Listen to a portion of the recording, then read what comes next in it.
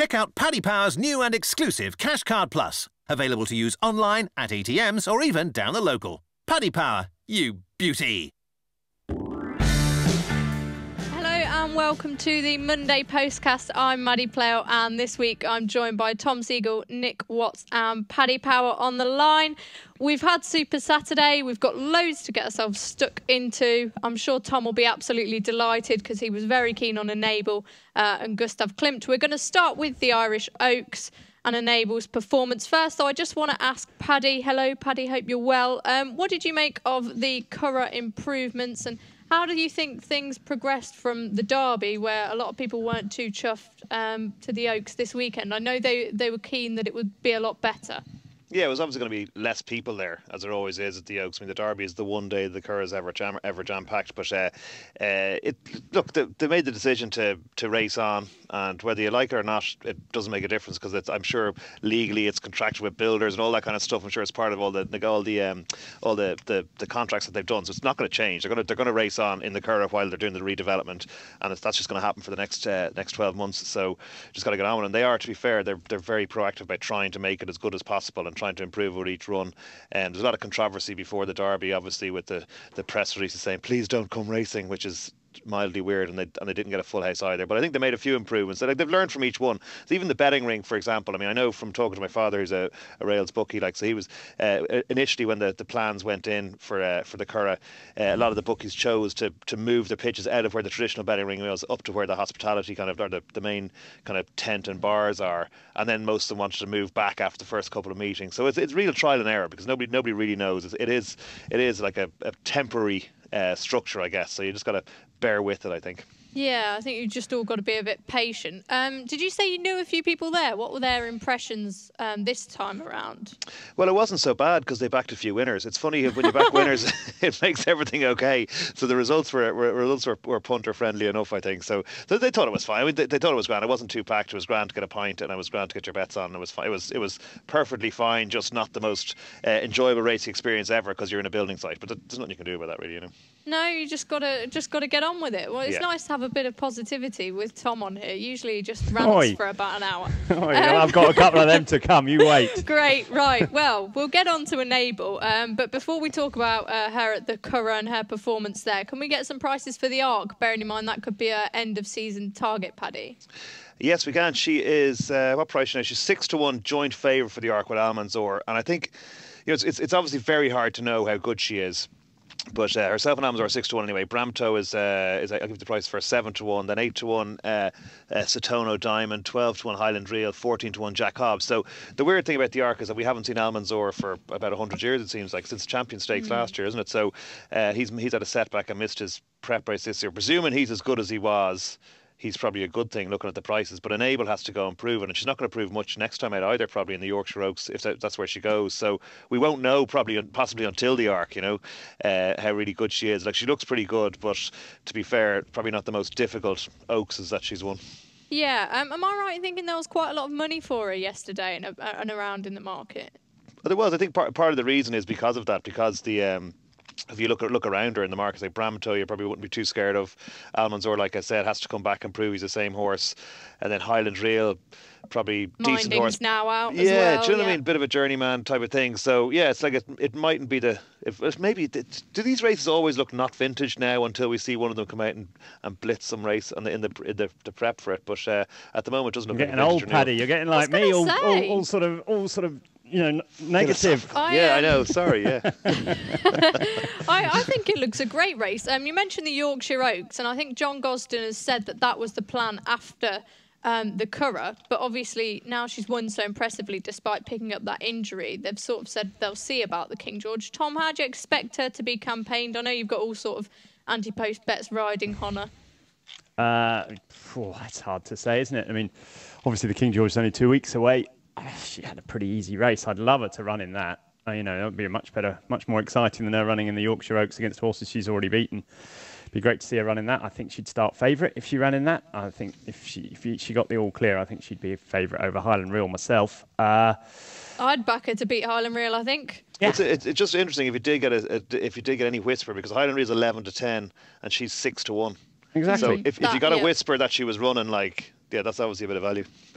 I agree. I mean, I think she'd start nearly favourite. She, Tagruda did it for John Gosden not long ago. He missed it. She missed the Irish Oaks, but she went and beat the older horses. I can't see any reason why she wouldn't. I think she's exceptional. Okay, well, we've not let Watsy get a word in edgeways so far. No, I haven't said anything yet, have I? Do you not think that what she beat the Curragh? Do you think that was a strong field? I sort of looking behind. I think it'd be nice to see her tackle something, really, really good going up against the older horses other than Colts. But she can only beat what's in front of her, can't she? Yeah, she can. And I'll just echo what the boys have said. If she just went down the fillies route and went for the Yorkshire Oaks next, I think that'd be quite boring because she's just beaten horses that she's already shown she's got an advantage over and she's better than. So I'd like to see her tackle the Colts. If you take the view that she had a very easy race at the weekend, and I think she did, then, maybe 2 weeks... if she's... Her injury is just a superficial cut, isn't it? I think it's nothing too get too worried about. She'll be nice and fit at the moment. It's the way he went with Tagruda, albeit that Tagruda didn't go to Ireland in between. But, with Highland Real at the top of the market and not a lot else, maybe Jack Hobbs, a frontiersman who you wouldn't be scared of at all. I think it's a very winnable race to King George, and she's got to take on the boys now, I think, because that's what we all want to see. Yeah, I mean, Dangerous sounding a bit like Tom here, but for the last few years, it seems like the King George hasn't been the race wrong with sounding like me? Because you never stop moaning. Yeah, it seems so hard. It seems now you're moaning about being called a moaner, it never stops. It seems like the King George isn't quite the race it was. Now, obviously, you guys are all a bit older than me, so maybe you can sort of add some thoughts to that. But yeah, I just think in recent years, the King George perhaps. Oh, here we go. Oh, you've got me going now, Maddie. You got me going now. Well, what do you reckon? What do you think? The Yorkshire Oaks is also a graveyard, isn't it? The Yorkshire Oaks is a bit of a graveyard for like Found and Tagruda. Tagruda got beat as well. She did. Yeah, so I mean, it's maybe I don't know why, but the King George is a real shame. What's happened, Maddie, is that when I was growing up, and probably Paddy's not quite as old as me, and Nick certainly isn't, that the 3-year-old colts and Derby winners, the big race for them to win was the King George.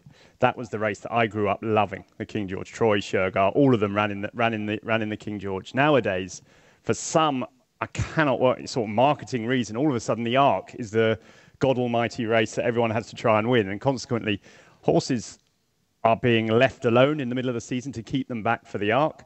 I think it's ridiculous. I cannot understand why people have shied away from the King George run at the best part of the season in the midsummer. Our best track, Ascot. No one seems to want to run, and consequently we have a worse race for it. It's a real shame. It's a real shame. Breeders' Cup and the Arc have taken over in the thinking of trainers since for about 15 years now, and consequently we don't get the best horses running in the King George, which never used to be a case. The Arc was the afterthought. Now the King George is the afterthought. That's the shame. Am I right in thinking we've had some international winners of it as well? Daydream, Novelist, horses like that. It's sad that we haven't seen any of those about for a few years. Anyway, we'll move on to the July Cup at Newmarket. Fantastic day. I'm not sure the result was what everyone was expecting with Harry Angel. We don't really know what went wrong with Caravaggio. He reared in the gates as he did at Ascot, but are we buying that excuse? What did we make of Caravaggio? And we're going to talk about the Nunthorpe as well. So let's just get our teeth stuck into the sprinters. Can we get some Nunthorpe betting before we reflect on the July Cup, please, Paddy? We sure can. I think the Nunthorpe looks one of the most straightforward Group 1s this season, to be honest. You've got Lady Aurelia is very short price favourite. She's 8-11. I'm just looking around. There's a bit of 5-6 out there. 4-7 is she's as short as that. Antipost even. It's 6-1 Batash. And then it's 10-1 Marsh. Caravaggio's a 14-1 shot, and it's just it looks to be all about Lady Aurelia after the Ascot performance. I think Caravaggio is more likely to go up in trip, isn't he? I know they've used the Maurice de Guise. It could be a target. Tom, what did you make of the July Cup, and what do you reckon of the Nunthorpe going forward? You are going to be able to call me Mr. Moan again now, Maddie, because I thought it was really disappointing. Really? Yeah. I was really looking forward to it because I think all our horses are bred to be sprinters these days. So I was looking forward to it being one of the, sort of the races of the season. And it just wasn't. Harry Angel was good. That's fine. But the time was desperately slow. Didn't even get a top speed of 100. The form in behind is no good. I don't care what anyone says. You got Growl and Intizarb and Brando's a perfectly reasonable horse, but behind Harry Angel, they're all in a heap, and it's just Caravaggio was just so disappointing. And I've just been writing about this for my Weekender column. I think there's 3 reasons why. One, people suggest that maybe it was the trip thing. I'm not buying that. Aidan O'Brien says that he's the fastest horse he's ever had. There's no possible way he's a neck better than his pacemaker Intelligence Cross. He just ran miles below form. I think that there are two reasons possible. One is that he bounced on the back of Ascot. Ascot was a really, really, really hard race. It was one of the slowest final furlongs of any race at Ascot this year. I thought he finished really tired. And the reason is he might have bounced is that Aidan, before the race, was talking about how he'd been really quiet on him. He'd hardly done any work with him because he wants to get him to Australia at the end of the season. Mm-hmm. I think he went through the pain barrier. I think he raced too hard at Ascot and left his race behind there. And the other thing is, we're going to talk. You mentioned Lady Aurelia there. Scat Daddy is the sire of Caravaggio. All his horses seem miles better at Ascot than anywhere else. If you go through he's an American stallion. He can't get a good horse in America. He can get reasonable horses, 110 horses. But all his best horses seem to run at Ascot. Caravaggio, Lady Aurelia, No Nay Never, Sioux Nation that won there this year, Acapulco. You know, they all put up their best horse performances at Ascot. There's something about the track that suits him. I just don't think Caravaggio is the same horse away from now. We've seen him two outstanding performances with both at Ascot. So maybe that's another issue. So those are the two things I'd put it down to. I'd say that he maybe didn't like the track, and secondly, he might have bounced off the back of a very hard race at Ascot. Interesting. I think he did exceptionally well to win at Ascot, given that he reared in the stalls. They set such a strong pace. He really had to, he won, wasn't it? go and get him, didn't they? But that's why he won, wasn't it? Yeah. He won because he reared in the stalls, maybe. Well, because he wasn't involved in the pace duel, and he could come through late on because it just melted down that Ascot race. But it's one of the reasons why sprinters kind of share the spoils usually amongst themselves, don't they? Because like everything has to happen right for you, like in these big races. Tiny margins, yeah, isn't it? Yeah. Like Harry Angel was actually very good. It? And at the July Cup, like you had like the likes of say Slade Power, say Lethal Force. Like kind of July Cup is okay for front runners, isn't it? If you can dictate the pace, and Harry Angel just dictated the pace, and Ascot was exactly run the opposite of how Harry Angel would have wanted it, and Newmarket exactly the opposite to Caravaggio base. Newmarket exactly how it run to suit. So Harry Angel's very good. It was a really good performance. Yeah, I don't think Tom gave him the credit, Paddy. So I think you're doing the right thing. I gave him some credit. I said he was a top class horse with a top class performance. The race was rubbish. Yes, but that doesn't make him rubbish, does it? Well, true. But do you think the 3-year-olds are better then? Like, because Lamado got beat, is that just it? Are they just better? And so far, that's the evidence, isn't it? Yeah. Lady Aurelia won the King's Stand. Batash, as we're going to come on to, won the Sandown race. Coropic won that Grade 3 at Newcastle. I think every single sprint run so far where the 3-year-olds have taken on the older horses in Group Come. I think if your theory is right about Ascot, actually, it'll make the Nunthorpe interesting. You've got an odds-on favourite. Correct. Scat Dad. Yeah, Jimmy, that's like that is. I don't want to back her at York. She didn't win there last year, did she? Yeah, right, York's a front-running track. We will crack on with York now, but I'm keen to let Watsy get a word in. You two have took over. What did you make of the July Cup? Are you with them in that you were disappointed, or do you think Harry Angel was a brilliant winner? I thought it was good tactical thinking from Clive Cox. I think he learned a lot from the Ascot race. Harry Angel that day. They were gutted, weren't they? I think it really told after Adam Kirby. He definitely. I mean, he said he's the best horse. He is the best, and he should have won. Well, he just got involved with the pacemaker Intelligence Cross at Ascot that day, and as Tom said, maybe rearing in the stalls that day from Caravaggio actually helped him. And he had a target, and he ran them down. But I thought they didn't get involved with Intelligence Cross this time. They kind of saved Harry Angel a little bit for a final spurt, but still kept him on the front end. So he was always going to quicken up. And Caravaggio, the way he raced, and he did rear again, and he was just slightly on the back foot in the early part of the race, was always going to find it hard off those slower fractions to make up the ground. That said, it's still very disappointing that as Tom said, that he only finished marginally in front of his pacemaker, so he probably did run below form. But I just thought it was a tactical triumph for Clive Cox, and I thought they learned a lot from the Ascot race, and so I'd give credit to him. I'm sure Caravaggio did have a tough race at Ascot, and whether it would be as good again, who knows? But yeah, I wouldn't be as down on it as maybe Tom is. But none of us are as down on anything as Tom is. I'm not down on it. I just keep saying it was a very good performance, but I thought behind him they were really, really disappointing. Okay, none of them ran their. Well, obviously something's gone on that has resulted in it becoming a strange race in behind him, because whatever you say, Limato, Tazleet, the Tin Man are better than Brando, Growl and Intisab, and they didn't finish that way. We know that, but that's not what happened. Now maybe they all left their race behind at Ascot, but in general form, if you're looking at it cold, if you came down from the moon and looked at that race, you'd say that doesn't fit. That's all I'm saying. The form doesn't fit. The winner does. No problems with the winner at all. But the rest of it is all jumbled up. And that always makes me think that something funny went on. Okay.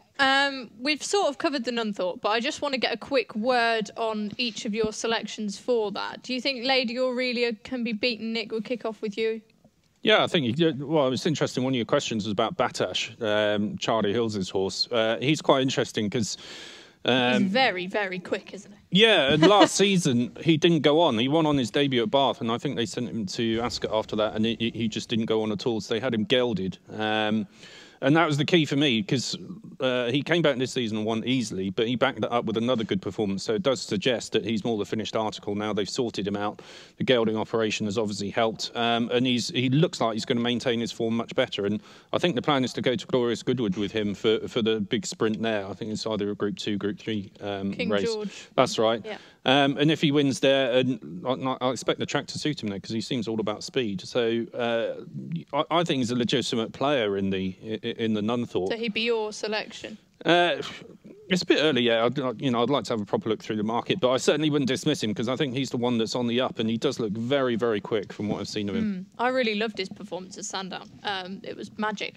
Paddy, what price can you get about Batash for the Nunthorpe again? Just remind us. Yeah, he's 6-1 second favourite behind Lady Aurelia, who's 8-11. But Okay. he's 3-1 favourite for the King George at Goodwood. I think he kind of needs to go and win that.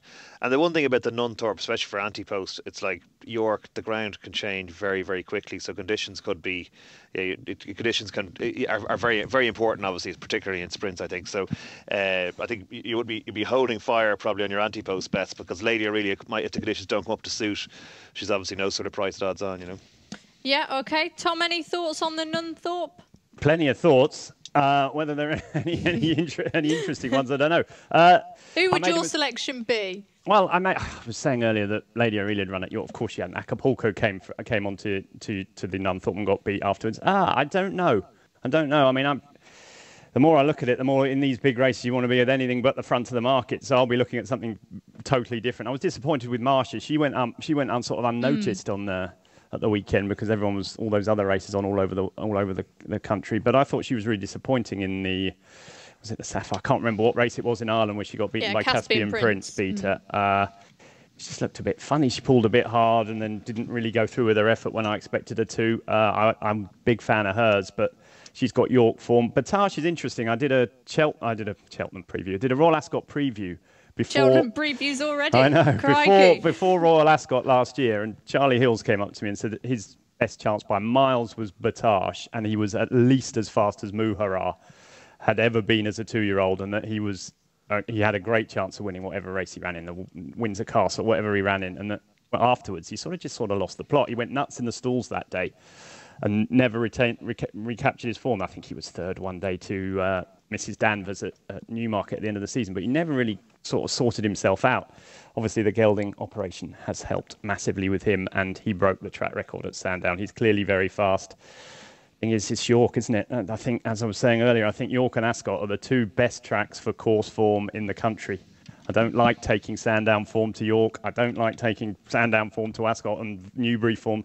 I like Ascot form at Ascot and York form at York. So we'll see what happens there. I mean, no doubt I'll be on the day. I'll be going for something that's run well around the Knaves Mire. I had a quick look at the race, and I thought one that looked quite a big price was Profitable. He got bumped out the stalls in the race last year, so you can forgive him that. I think he was about 16-1 or something like that. And if he ran, he ran really good race behind Lady Aurelia at Ascot. I think he could have been a big price. But we've dragged on about this for long enough now. We need to get a move on. It's Maddie's usual panic. We've took too long to discuss things. But it's competition time now, and here's your chance to win a £25 free €25 bet, courtesy of our sponsors Paddy Power. Just answer this question using the hashtag Postcast for your chance to win. Who trains Saturday's July Cup winner Harry Angel? The answer will be revealed in Friday's Postcast. Paddy Power are offering money back as a free bet if the horse you back finishes 2nd, 3rd or 4th to the SP favourite in 2 races today and every day this month. Max £25 per race. T&Cs apply. 18+. BeGambleAware.org. Okay, welcome back to the Monday Postcast. I'm joined by Tom, Nick and Paddy Power, and I'm going to cheer Tom up a little bit now. He's grumpy as per usual. And we're going to talk about the juvenile performances on the July course and indeed all around the country that we've seen this weekend. Obviously, we have Gustav Klimt, who you were very keen on, Tom. The Pentagon made a really impressive debut, and we had the likes of Poetic Charm and Clemmy winning as well.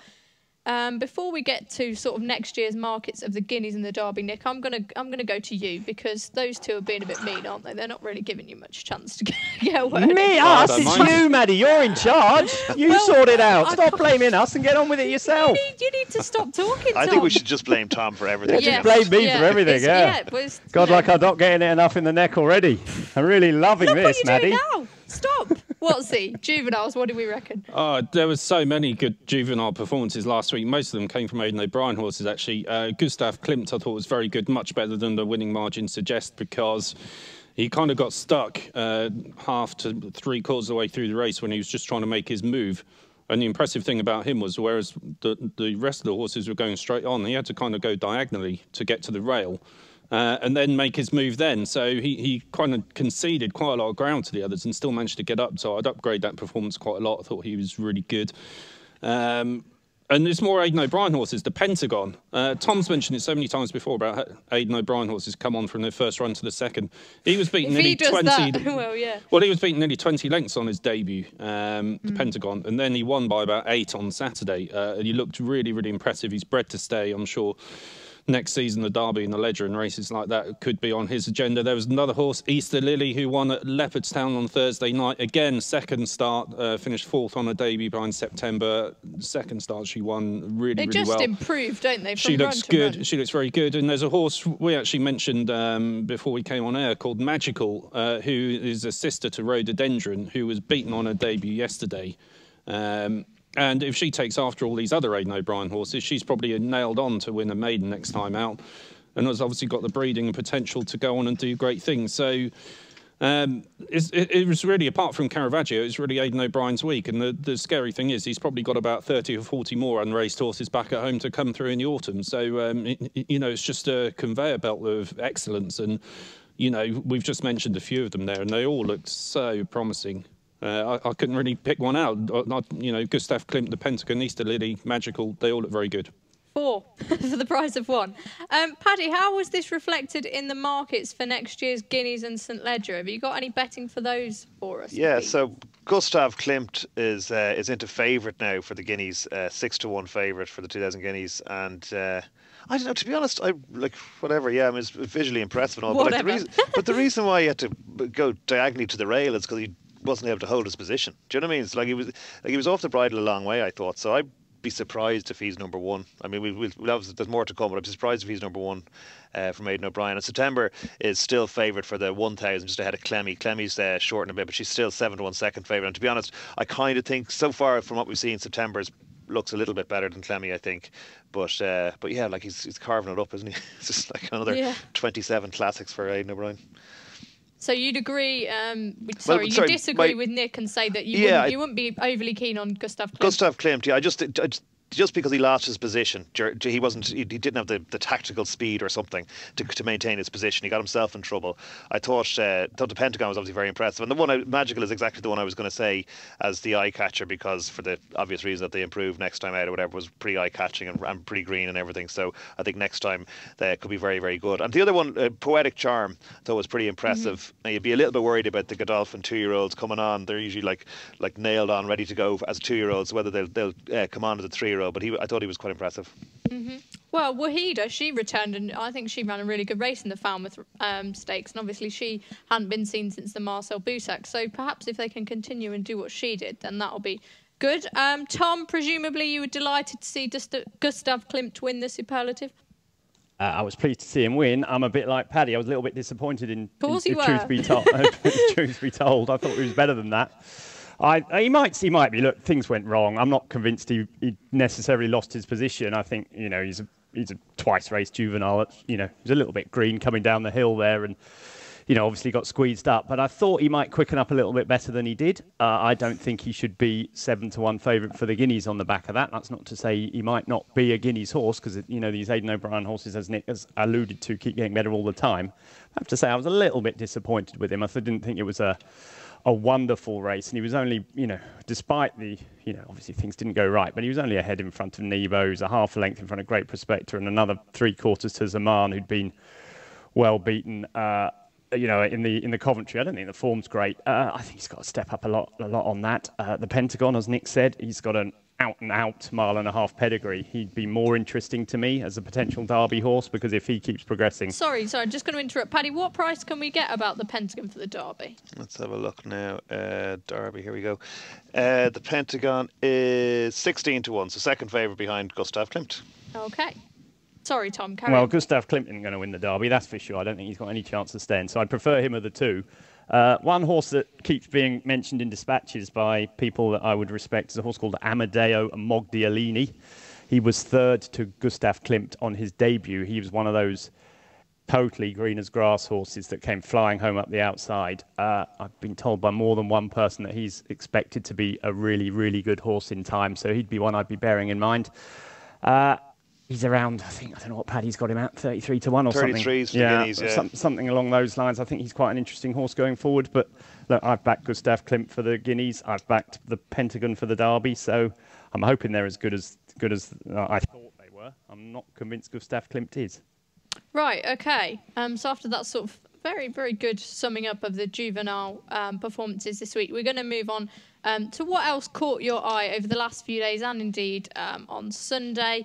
Roly-poly, obviously Hawk Bill, Mutakayev as well. They put up some great performances. What was your eye catcher, Watsy? Well, I've already mentioned one of them. There was Easter Lily at Leopardstown on Thursday night.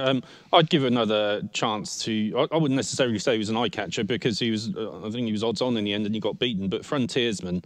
He's a quirky old soul. He is quirky, but I kind of like these horses because I'm sure one day the penny will drop and everything will fall into place with him. And you're a braver man than me. He'll win a nice race. I just think Hawkbill's very hard to beat when he gets on the front end like that, particularly in the small field. And I think the wide open spaces of Frontiersman, we saw he was slightly awkward at Epsom last time out, and I just wonder, in a bigger field where he can get more cover, I think he'd be more effective. And I just think give him more time, give him more, a bit longer, and I think he will come good because he's still lightly raced.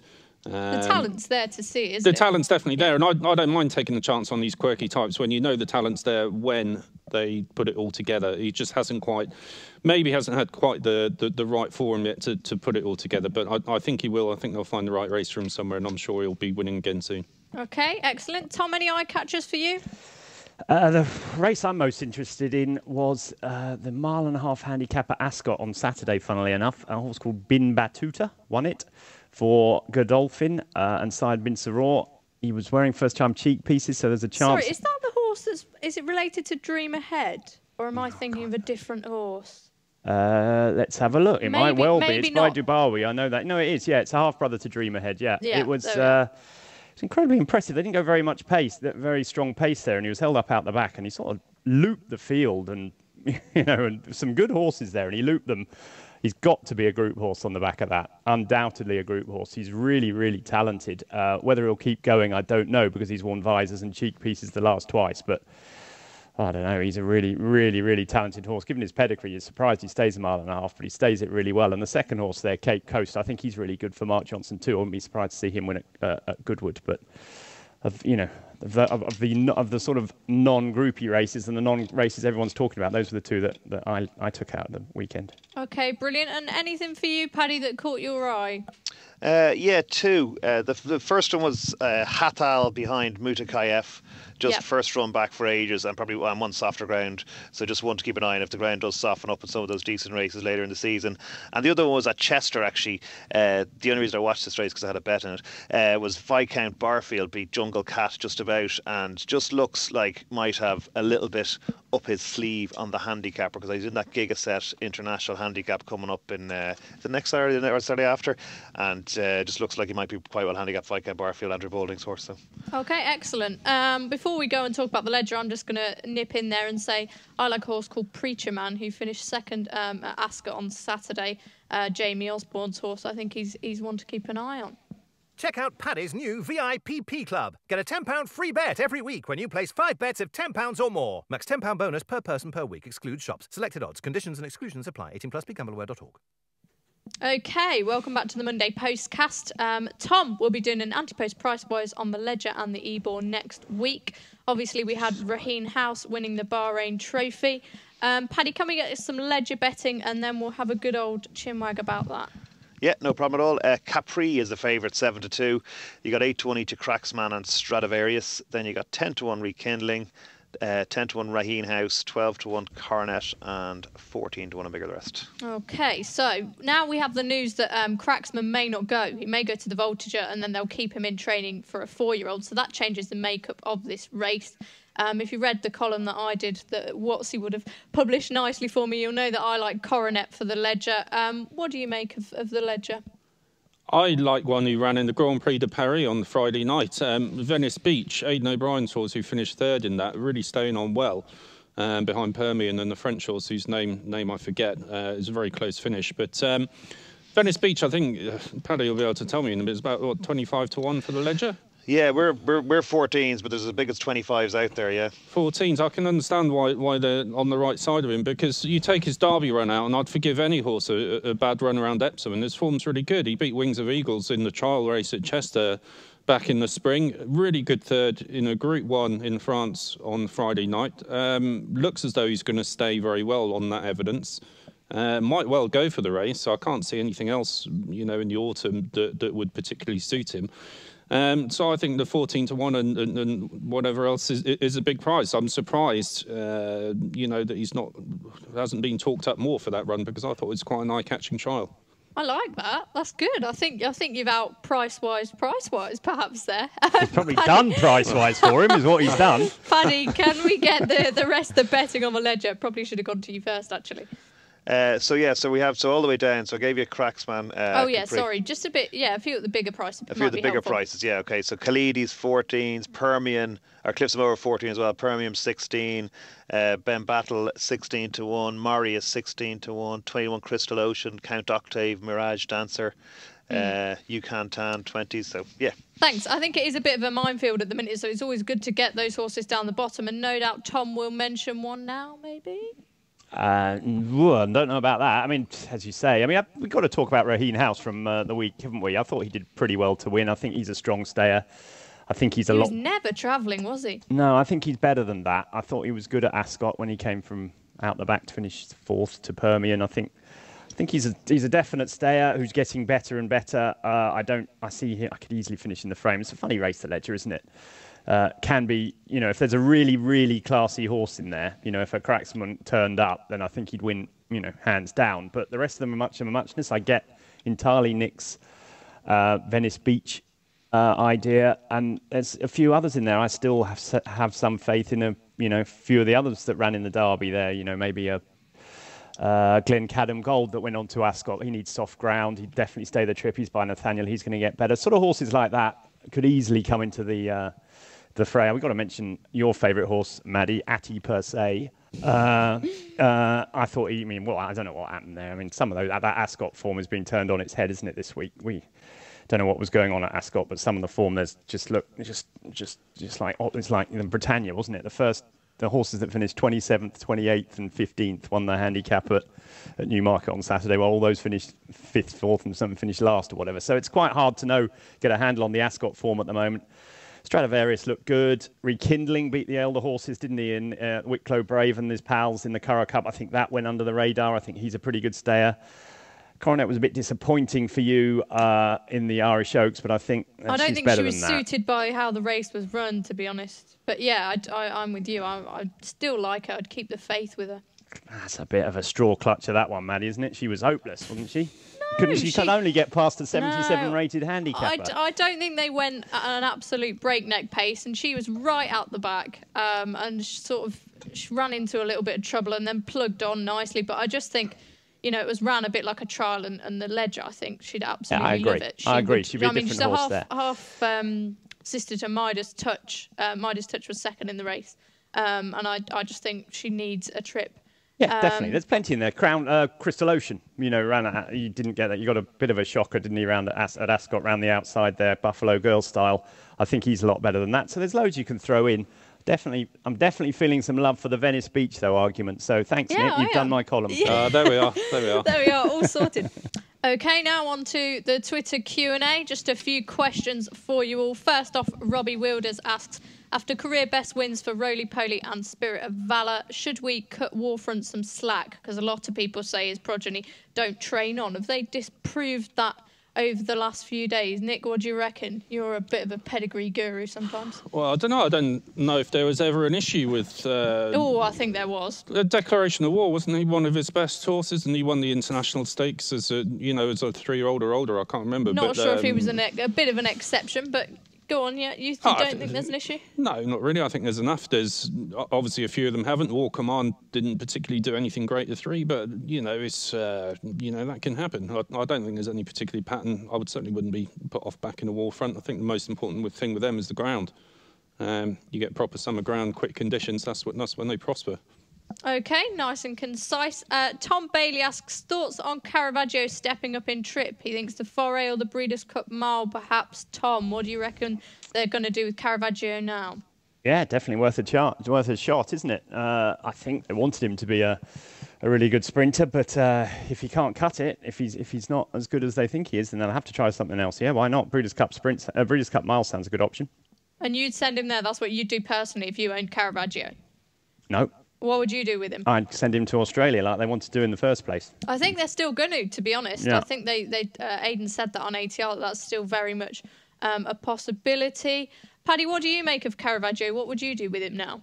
I think it looks very likely he'd step up and trip. But I mean, they may stick to the plan. I'm going to Australia, obviously, for one of the big sprints down there. But and in Australia, sure, the sprinters run over 1.5 miles and everything, don't they? But I think he could definitely, and he looks like much more like to step up than step back and trip anyway. I think he's more likely a 7 furlong horse. I think maybe a 6.5, 7 furlong horse. Okay, excellent. And finally, I'm just going to steal a question that Dermot Nolan posted the other day. I think this was quite an interesting question. I'd want to see your guys' thoughts on it. He said, how would we rank the flat season this far? Excellent, good, satisfactory, or how long until the jumps? What do we reckon, Watsy? It's a tricky one, isn't it? Because as a sports fan, outside of racing, we've had the Tour de France recently, we've had the British Grand Prix at the weekend, we've had 2 weeks of Wimbledon, we've had the British and Irish Lions Tour, which I know Tom loved and followed avidly. So there's a lot of competition for sporting events at the moment, and the flat kind of has to slot into that for me. And yeah, obviously I love it, but it was a job to know what to do on the TV at the weekend. With you had Wimbledon on one channel, you had the Tour de France, you had 10 races on ITV, so it's tricky. But yeah, I think it's pretty good so far. I thought Royal Ascot was very good, some good performances, and yeah, no, I think it's been. I couldn't really put a figure on it. 7 out of 10, maybe. Oh, that's a good idea. We'll do that. Tom, what would you give it out of 10? 1. Two at best. Oh, come on. Two at best. Honestly, it's been a whole load of rubbish, Maddie. We haven't got any good horses. Great weather, though. It's great weather, but we need to, we got Harry Angel, once again, I'm going to say, is a very good horse. And we got Barney Roy, but the 3-year-olds, for the most part, have been pretty disappointing. Even you've got to agree with me on this one. The older horses... I just like winding you up about it. The older horses, they're okay. Do you know what? My ideal in handicaps, really, that's my job. And my feeling about it is that they have been it's becoming a little bit of a shame the way that jockeys and trainers dissect them into where they're going to run, no pace. As soon as you think there's going to be pace or going to be one side, it happens the other side. So it's, look through Ascot and you look through Newmarket, the form is upside down, and that's what makes it a little bit difficult. At least with jumps, you don't have the effect of draws and jockeys and playing silly games. So therefore, I think it's easier for punters, jumps racing.